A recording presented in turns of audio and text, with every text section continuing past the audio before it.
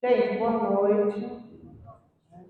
Vamos nos preparar, né, para a palestra de hoje.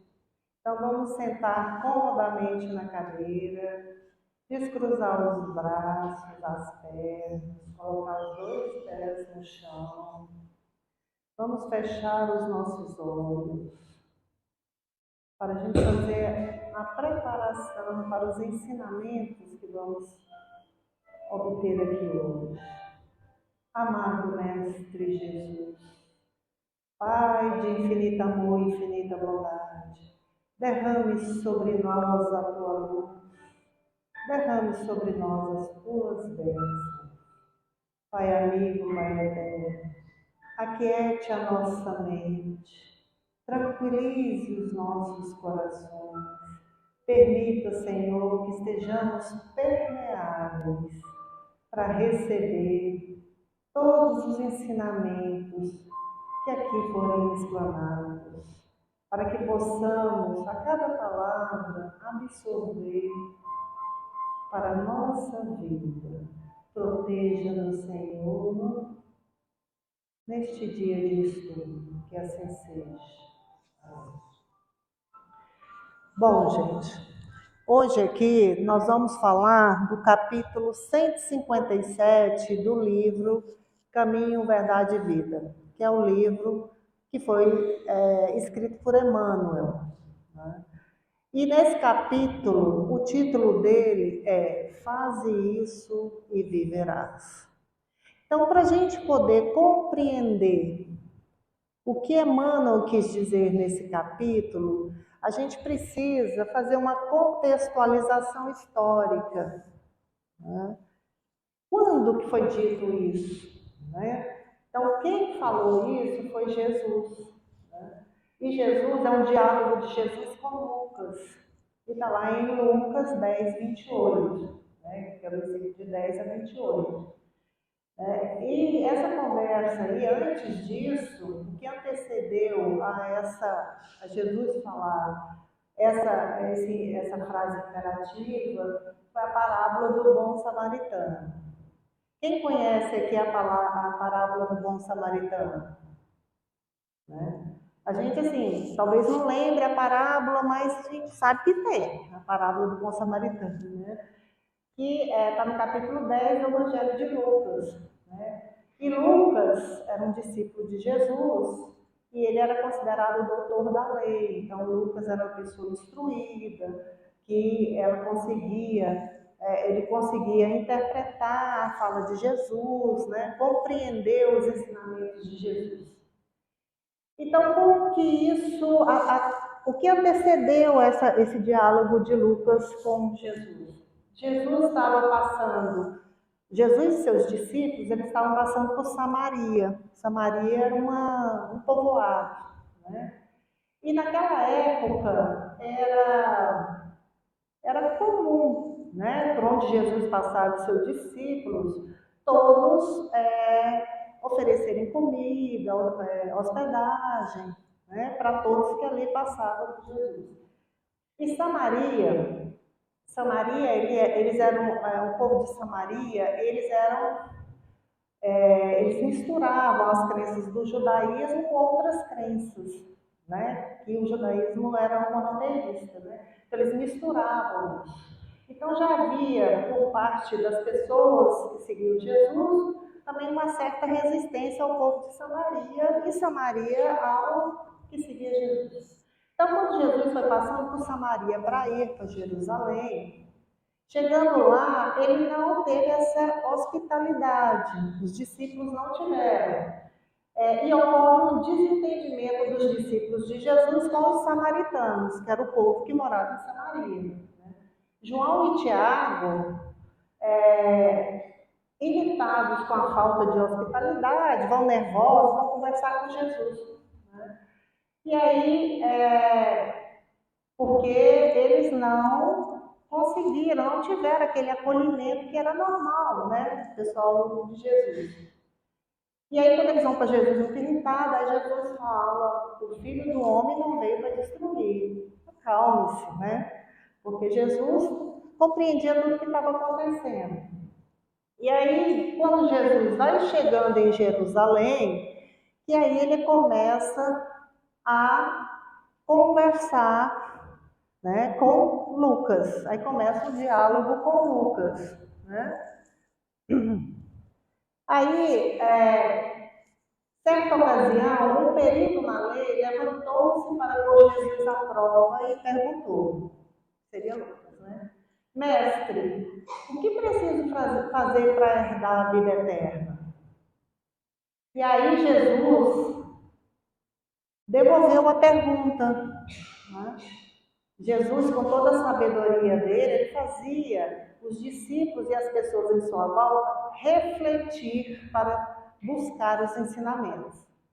Então ele não respondeu de pronto. Aí ele perguntou: o que está escrito na lei? E aí Lucas, né, foi buscar, né, o seu conhecimento, e aí Jesus complementou: como você a lê? Então, nessa passagem que Jesus pergunta o que está escrito na lei e como você a lê, ele considera a interpretação também da pessoa e o que a pessoa aprendeu com aquilo. Então, na verdade, com essas duas perguntas, ele estava levando Lucas a uma reflexão e com essa reflexão ele ia perceber o que de fato ele entendeu e Jesus também o que de fato ele estava absorvendo daquilo, que eram os ensinamentos. E aí, quando Jesus perguntou para ele o que está escrito na lei, como você a lê, aí Lucas de pronto, né, respondeu: ame o Senhor, o teu Deus, de todo o seu coração, de toda a sua alma, de todas as suas forças e de todo o seu entendimento. Então, Lucas repetiu o que estava escrito, né? Os ensinamentos de Jesus. Ame o Senhor, o seu Deus, de todo o coração, de toda a sua alma, de todas as suas forças e de todo o seu entendimento. Aqui todo mundo ama Deus, né? Não é isso? Mas nós amamos de toda a nossa alma, de todo o nosso coração, com todas as nossas forças e o nosso entendimento. Quem consegue? Levanta a mão. Porque muitas das vezes, para a gente é assim, é inquestionável. Nós amamos Deus. Mas como é que a gente consegue pegar todo o nosso sentimento, tudo que a gente tem de vontade e amar a Deus com isso tudo?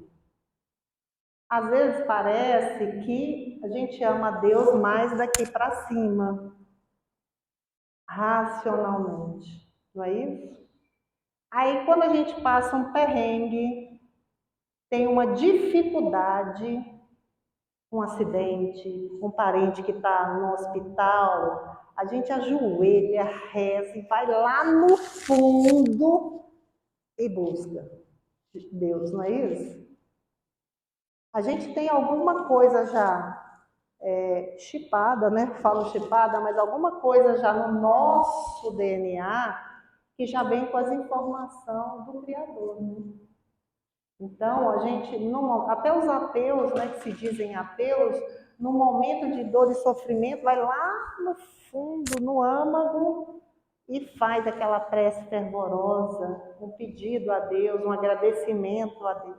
Não é assim que acontece? Nós temos isso, mas a gente não consegue conectar com isso no momento que a gente deseja, a qualquer momento, não é? Não é assim? Então, às vezes, quando tem isso lá nos ensinamentos de Jesus, a gente tem que aprender a buscar dentro de nós essa força, esse amor maior que é o amor por Deus. Porque ele existe, está dentro de nós. Nós somos parte do Criador. Nós temos a centelha lá dentro. Então a gente tem que aprender a conectar essa centelha com o Criador. E isso é possível. Mas como fazer isso? E alguns se recolhem, alguns meditam, alguns vão para as montanhas, alguns vão para a igreja, alguns cantam, alguns rodam para tentar entrar nessa conexão. Então, esse é um exercício que a gente tem que fazer diário. Por quê? Porque está lá, nos ensinamentos de Jesus. Então, nós temos que exercitar isso. E ainda Lucas complementou, né? Que para herdar a vida eterna, eu tenho que amar a Deus sobre todas as coisas, né? Com todo o nosso entendimento, amor, alma. E amar o seu próximo como a si mesmo. Então, Jesus já viu ali que Lucas sabia tudo das Escrituras, né? Então, o que Jesus ensinava, Lucas estava na ponta da língua, não é isso? E aí Jesus respondeu. Jesus disse, né? Você respondeu corretamente. Faça isso e viverá. Então, quer dizer, você sabe o que tem que ser feito, não é? Porque ele perguntou lá, como que eu vou herdar a vida eterna? Aí Jesus falou que está escrito na lei. Ele já falou tudo que está escrito na lei, né? E Jesus perguntou, como você a lê? E ele escorreu o texto. Amar o teu próximo como a si mesmo e a Deus sobre todas as coisas, né? Com nosso coração, nosso entendimento. Então, Jesus não julgou nem nada, só falou, faça isso e viverá. Né? As frases imperativas que tem na Bíblia, né? Falando as frases imperativas de Jesus. Mas Lucas, como era um homem intelectual, né? Ele era intelectual, né? E o intelectual normalmente é questionador, né?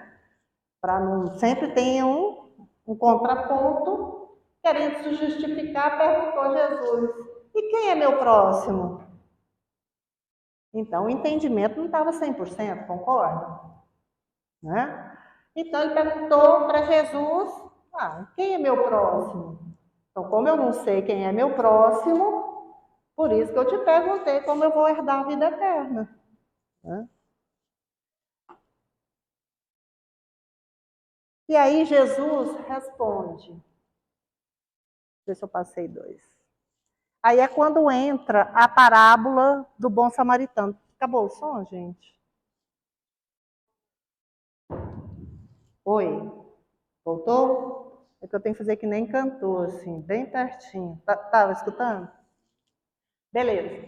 Então, Jesus entra com a parábola do bom samaritano. Aí, como que ele responde? Quem é meu próximo? Ele não responde, o teu próximo é fulano, beltrano. Ele faz uma metáfora, né? Conta uma história. Por quê? Porque assim ele vai no inconsciente da pessoa. Isso os psicólogos já sabem, né? O marketing já faz isso hoje, né? Então ele contou a parábola do bom samaritano. Em resposta, Jesus disse: um homem descia de Jerusalém para Jericó. E aí ele caiu nas mãos de assaltantes.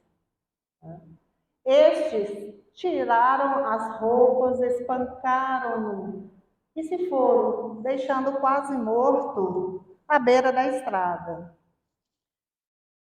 Aconteceu que, descendo pela estrada, um sacerdote viu aquele homem caído lá do lado, né? Olhou aquele negócio, passou para o outro lado da rua e tocou o bonde, foi embora. Não sabe, né? O que pode ser que aquele homem está fazendo ali? E posteriormente passa um levita Levita era de outra tribo, né? A tribo de Levi, etc. Levita. Quando chegou ao lugar e viu esse homem deitado, também passou para o outro lado. Mas um samaritano, lembra da discussão lá atrás? Que o samaritano não, eles são difíceis, eles não dão hospedagem para gente, não tem esse acolhimento com a gente. Jesus só falou que ele não veio para destruir. E ficou quieto o caminho inteiro. Chegando em Jerusalém, ele volta no samaritano, para os seus discípulos, e fala: mas um samaritano que ia passando por ali, viu esse homem caído, deitado às margens, todo machucado. Aí ele chegou onde se encontrava o homem, e quando viu ele todo ensanguentado, machucado, sem roupas, né? Ele teve piedade desse homem. Aí ele parou, aproximou-se, enfaixou esse homem, enfaixou todas as feridas desse homem e derramou, lavou as feridas com vinho e óleo, colocou no seu animal, né, que lá eles andavam de animais, sobre o seu próprio animal, e levou para uma hospedaria e cuidou dele. O samaritano, que não era monoteísta, né, que misturava as religiões com outras crenças, foi o que teve a piedade, a compaixão por aquele moço, né? E aí Jesus continua.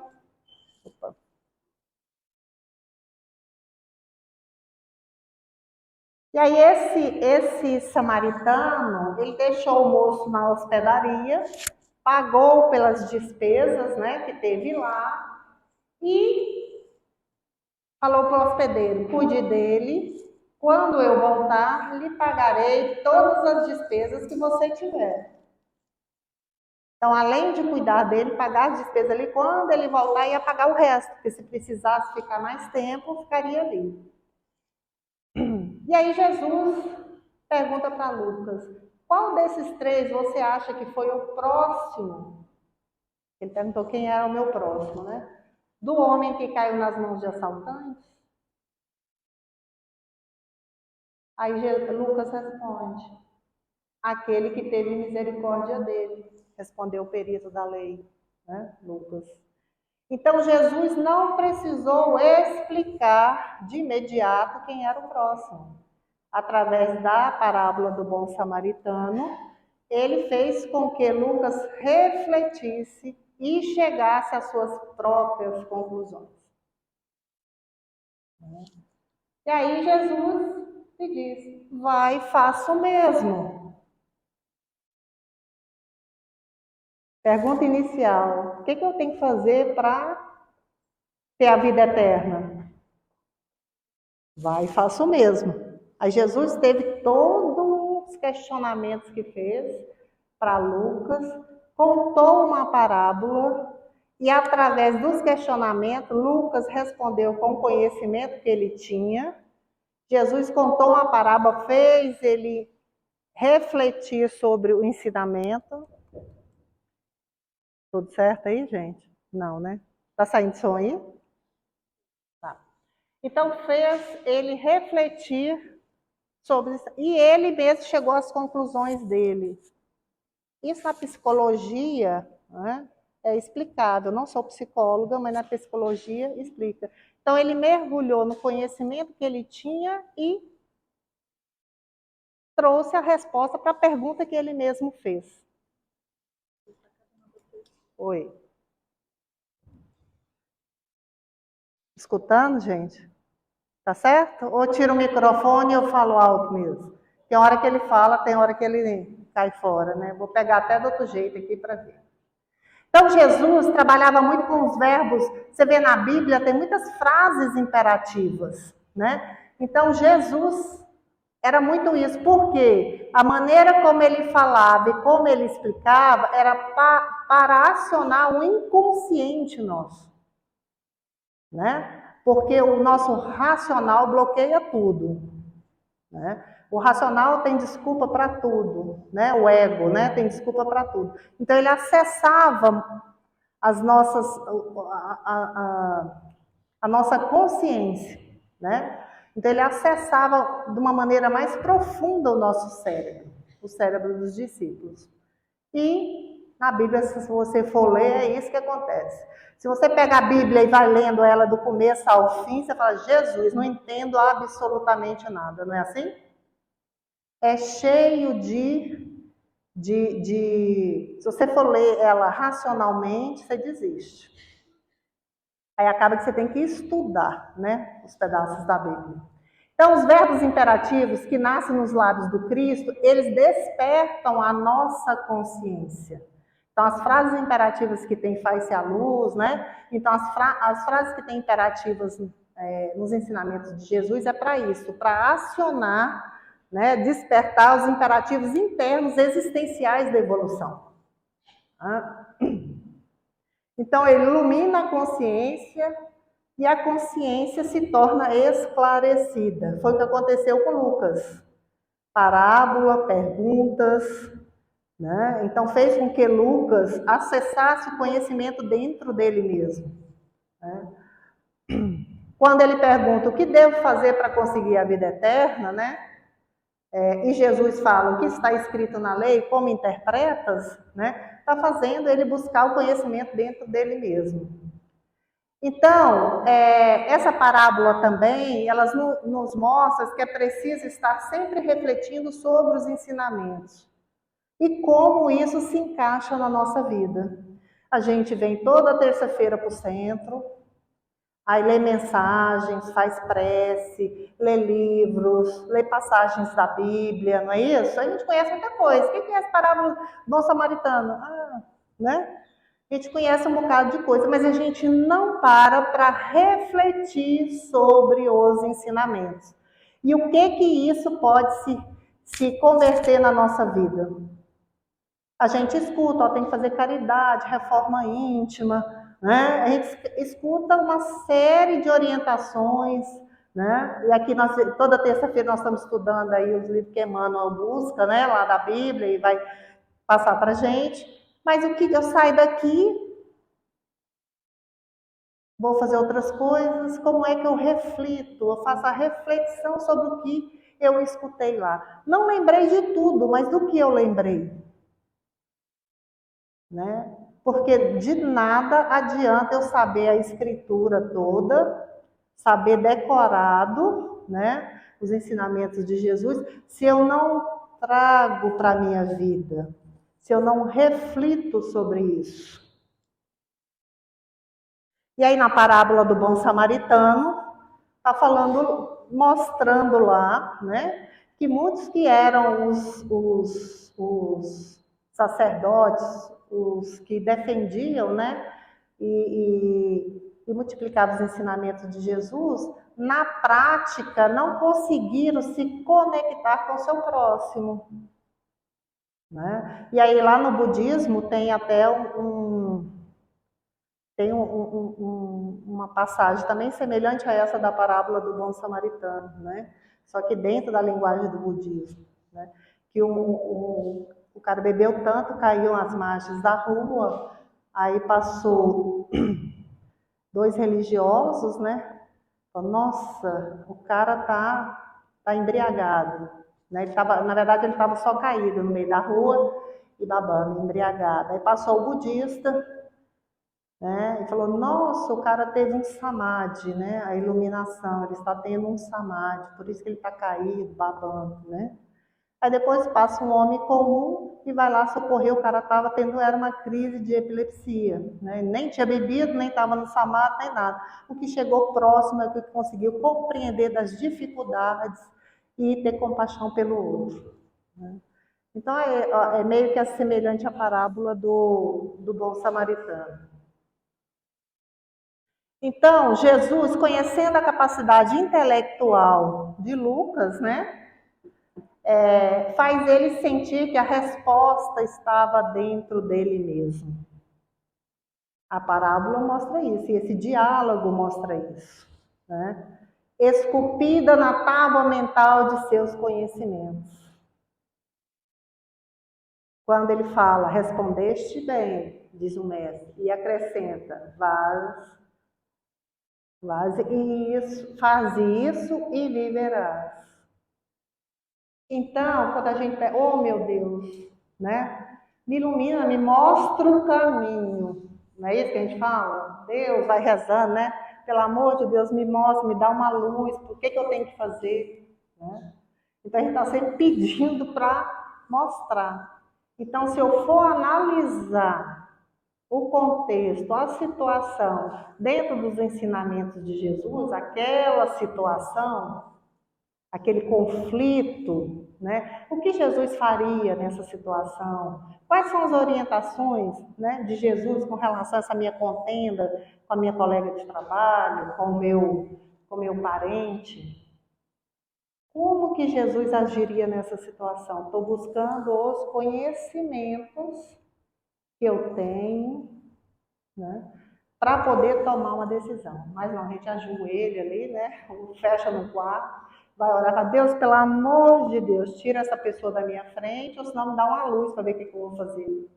E aí Jesus, nessa parábola, ele mostra que o conhecimento que a gente faz, aquilo do tamanho, né, a gente age do tamanho do nosso conhecimento, não é?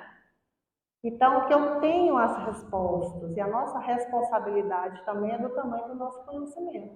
Então, eu tenho as respostas para isso. Eu preciso parar, me conectar, refletir sobre os ensinamentos que eu tenho e tornar isso uma ação, trazer isso para a nossa vida. O viver não se... Aí vem Emmanuel, né? No livro ele fala que o viver não se circunscreve ao movimento do corpo, nem à exibição de certos títulos convencionais. Que a gente está na correria do dia a dia, nós estamos muito daqui para cima, tentando resolver problemas e não paramos para nos conectar conosco mesmo. A gente cada vez mais arruma mais um trabalho, eu estou muito ocupada, eu corro para ali, eu vou sair, eu vou numa festa, e a gente não tem tempo conosco. É igual a palestra que eu dei para trás, né? Marque um encontro com a sua alma. Né? Nós temos que, eu estou falando isso porque serve para mim também, né? Então, a gente tem que parar, pelo menos, vou tirar aqui 2 horinhas para sentar no meu quarto ou no canto e refletir sobre mim, sobre a minha vida, sobre os meus defeitos e minhas qualidades. Porque eu tenho defeito e tenho qualidades. Isso me faz humano, né? Entende-se a vida a esfera mais altas, a outros campos de realização superior com a espiritualidade sublime. Então, nós temos que, ao executar, exercer o nosso conhecimento, o conhecimento que eu tenho dos ensinamentos de Jesus, elevar o meu espírito para a caridade, para a bondade. E aí eu vou me tornando mais sublime. Mas eu tenho que começar de algum lugar, né? E aí vem Emmanuel e fala, olha, essa mesma cena evangélica diariamente se repete em muitos setores. O peregrino caído na beira da estrada, não é isso? Vocês reconhecem? Vocês já viram algum peregrino caído na beira da estrada?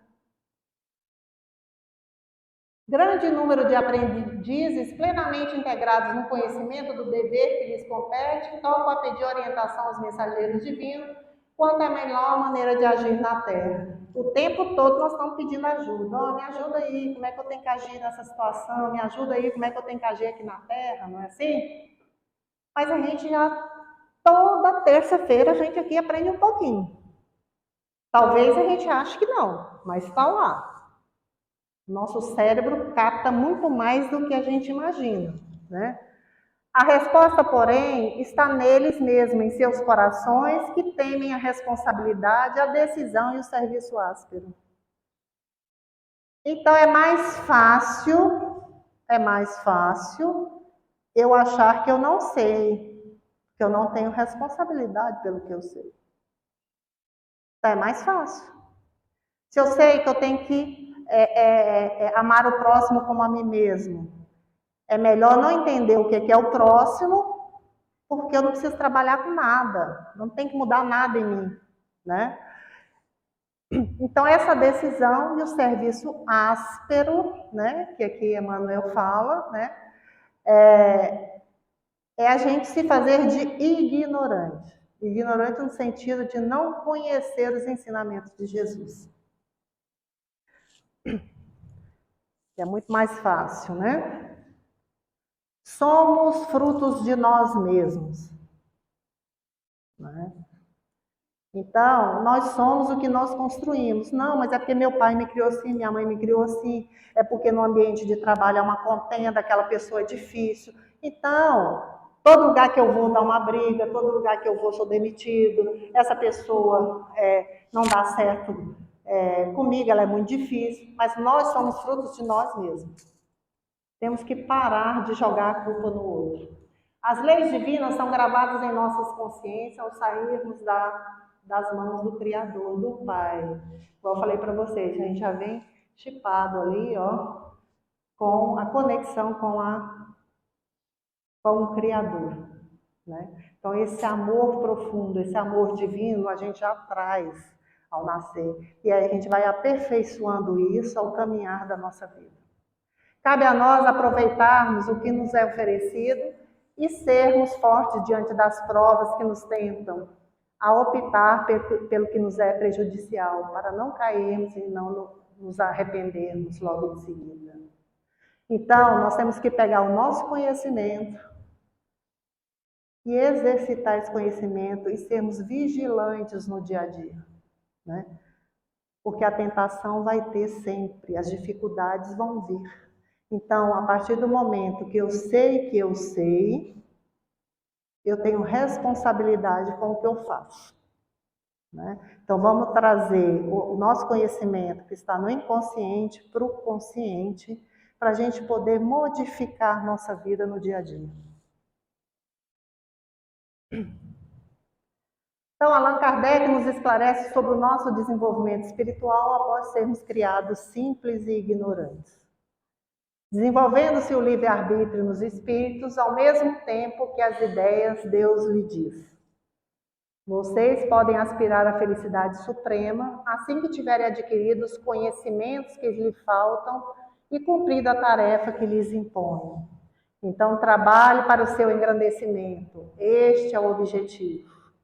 Irão atingi-lo seguindo as leis que gravei em sua consciência. Trabalho, trabalho, trabalho, trabalho. Não adianta eu vir ficar sentada, eu aqui dar palestra toda terça-feira, a gente ali dar passe, né? Se tudo, a leitura que a gente faz lá dentro, se a leitura que a gente faz aqui, eu não colocar em prática os conhecimentos e os ensinamentos de Jesus, né? E aí vai lá em Lucas, né? Quando sabia tudo que eram os ensinamentos de Jesus. E aí o peregrino que eu perguntei para vocês, que a gente encontra aí, ó, na beira da estrada, todo dia a gente está trombando em um. E nós estamos sendo igual os sacerdotes e os levitas ou como o samaritano, né? O tempo todo nós estamos ainda no momento de dificuldade e estamos sendo colocados à prova o tempo todo. O tempo todo a gente tem uma pessoa precisando do nosso lado. Um peregrino caído, machucado na beira da estrada. Não é isso? Ou não tem? Ninguém aqui tem situações que sempre se apresentam cotidianamente na nossa frente. Aí bate no vidro, você sobe o vidro, tranca a porta, não é assim? E o medo, né? E o medo que a gente tem de tudo, né? Mas o tempo todo Jesus está colocando o peregrino aí. A gente não está reconhecendo ele como nosso próximo. E é isso que acontece. Voltou? Voltou. Então, se já fostes banhado pela claridade da fé viva, se fostes beneficiado pelos princípios da salvação, executa o que aprendeste do nosso Divino Mestre. Faze isso e viverás.